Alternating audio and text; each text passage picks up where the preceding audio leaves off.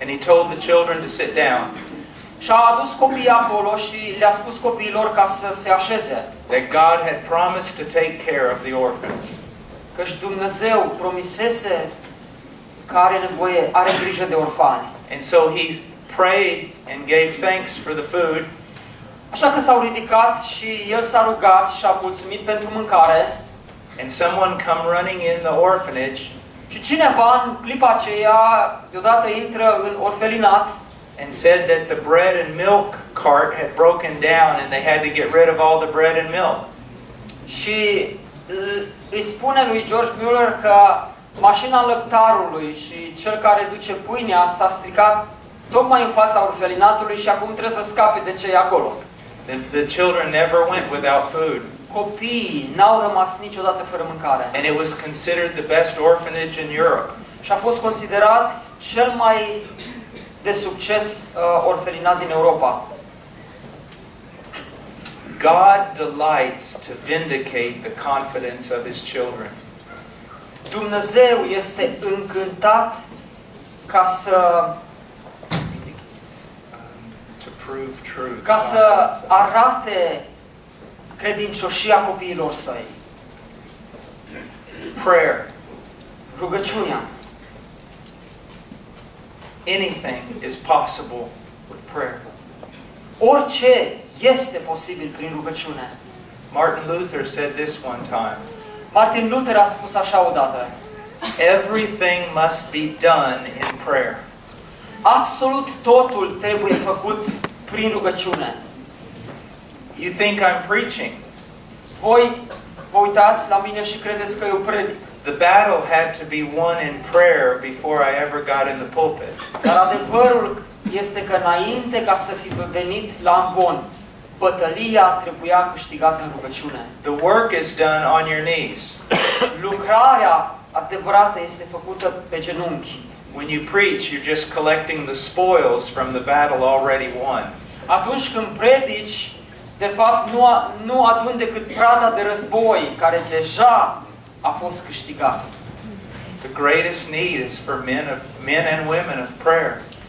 Cea mai mare nevoie este nevoia de oameni, bărbați și femei ai rugăciunii. Do you realize that there's absolutely no limits to the power of God?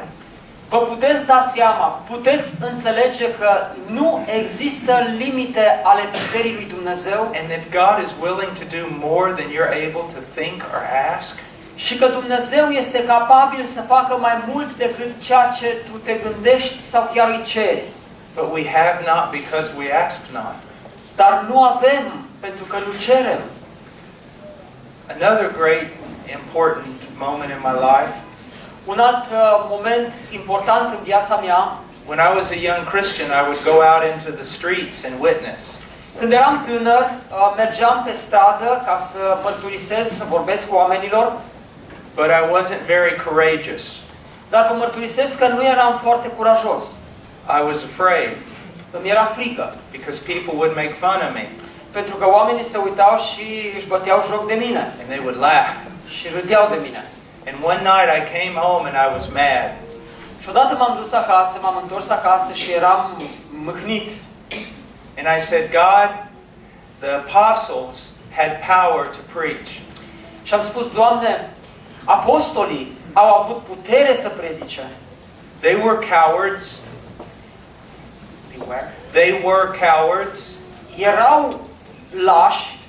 But after the day of Pentecost, they were completely changed. Fuseseră lași, dar după ziua Cincizecimii au fost complet transformați. Now I knew that in many ways the day of Pentecost was a very unique happening in the church. Acum eu înțeleg că ziua Cincizecimii a avut ceva specific, ceva particular pentru biserică. But I knew that many of the men who had been most used of God throughout history, dar în același timp știu că cei mai mulți oameni ai lui Dumnezeu care au fost folosiți de Dumnezeu de-a lungul istoriei had cried out to God that He would pour out His Spirit upon them. Au venit și au strigat la Dumnezeu ca El să reverse Duhul Sfânt peste ei. There are a lot of people who talk about the work of the Spirit.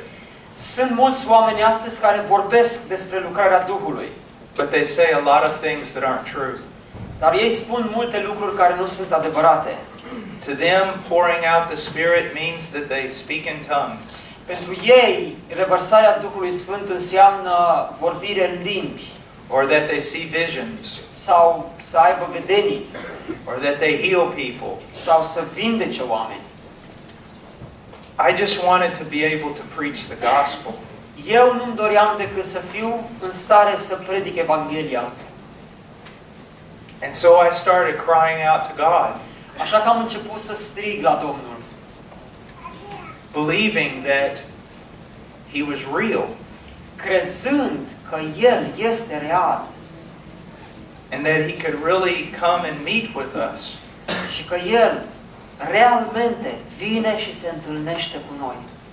For months, I was like a crazy man.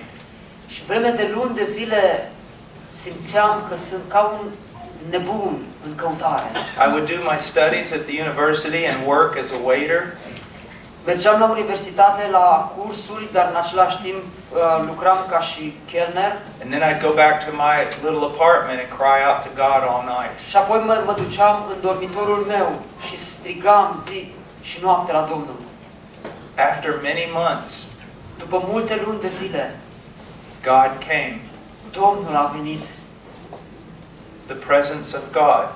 prezența lui Dumnezeu. I didn't speak in tongues or anything. N-am vorbit în limbi sau nu s-a întâmplat nimic altceva. I didn't prophesy things that are not in the Bible. N-am profețit, n-am prorocit lucruri care nu sunt în Scriptură.